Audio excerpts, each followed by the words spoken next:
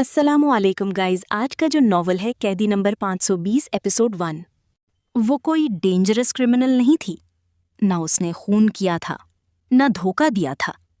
फिर भी उसके हाथों में हथकड़ियां थीं और उसका नाम मिट चुका था। अब लोग उसे सिर्फ एक नंबर से जानते थे, कैदी नंबर 520। रावलपिंडी की पुरानी गलियों में सुबह का वक्त था। हवा में हल्की सी गर्द, दूर से आती ट्रैफिक की आवाजें और गली के नुक्कड़ पर चाय वाले की आवाज, चाय, गरम चाय। बच्चों के स्कूल जाने का शोर था। किसी के हाथ में बस्ता, किसी के हाथ में रोटी का टुकड़ा। मगर उसी गली के आखिर में एक ऐसा घर था जहां खामोशी ज्यादा बोलती थी। ये घर था नवाल का। नवाल का घर, एक आम मगर टूटा हुआ घर। ये घर ज्यादा बड़ा नहीं था। पुरानी ईंटें, हल्की दरारें और एक लकड़ी का दरवाजा जो थोड़ा सा टेढ़ा था। सहन में एक पुराना सा पौधा था जो अभी तक जिंदा था, जैसे नवाल की उम्मीद। अंदर किचन में नवाल चाय बना रही थी। उसके चेहरे पर नींद की कमी थी, मगर आंखों में जिम्मेदारी बहुत थी। नवाल, एक लड़की जो वक्त से बड़ी हो गई थी। नवाल सिर्फ 19 साल की थी, मगर उसकी जिंदगी ने उसे बहुत जल्द बड़ा कर दिया था। वो सुबह घर संभालती, फिर छोटे मोटे काम करती, फिर कभी कभी सिलाई भी करती। उसकी जिंदगी का असल मरकज उसका अब्बू था, रफीक। रफीक, खामोश दर्द का नाम। रफीक एक मजदूर था। वो कभी ईंटें उठाता, कभी दीवारें बनाता, मगर अब उसका जिस्म साथ नहीं देता था। खांसी उसका मुस्तकिल साथ बन चुकी थी। वो बिस्तर पर बैठा खांसते हुए आहिस्ता से बोला, नवाल, तुम्हें बहुत तकलीफ दे रहा हूं मैं। नवाल फौरन उसके पास आ गई। अब्बू, ये क्या बातें कर रही हैं आप मेरी ताकत हैं। रफीक ने आहिस्ता से आंखें बंद की। ताकत भी कभी कभी कमजोर हो जाती है बेटा। नवाल की आंखें भर आईं। नहीं अब्बू, आप मेरे साथ रहेंगे।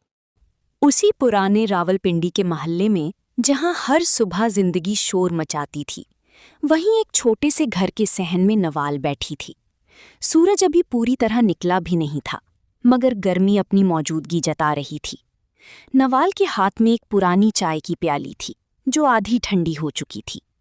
उसके चेहरे पर थकन थी, मगर आंखों में एक जिद थी, जैसे वो खुद को भी तसल्ली दे रही हो कि सब ठीक है। उसी वक्त गली में चप्पलों की आवाज आई, टक टक टक। दरवाजा खुला और अंदर सायरा आ गई।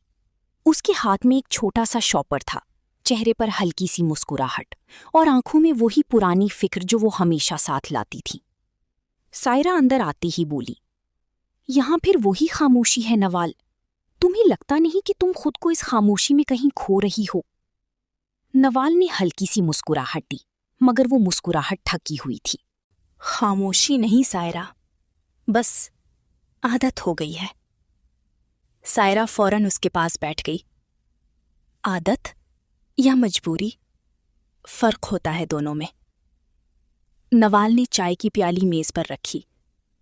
फर्क मुझे नहीं पता, बस इतना पता है कि अब्बू की सांसें ठीक रहीं तो मेरी दुनिया ठीक रहती है। सायरा ने नवाल के हाथ पर हाथ रखा। उसका लहजा नर्म हो गया।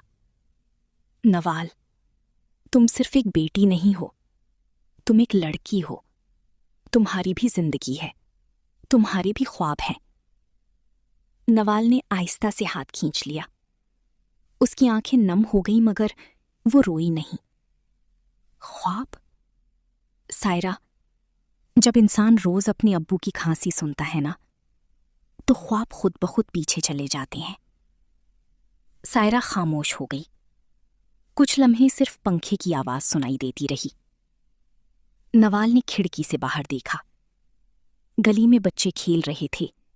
एक दूध वाला आवाज लगा रहा था और कहीं से सब्जी की आवाज आ रही थी। सबकी जिंदगी चल रही है सायरा, बस मेरी रुक गई है। सायरा फौरन बोली, नहीं नवाल, तुम्हारी जिंदगी रुकी नहीं है, तुम इसे रोके हुए हो। नवाल ने उसकी तरफ देखा। मैं रोक रही हूं? सायरा ने मजबूत लहजे में कहा। अपने आप को भूल गई हो।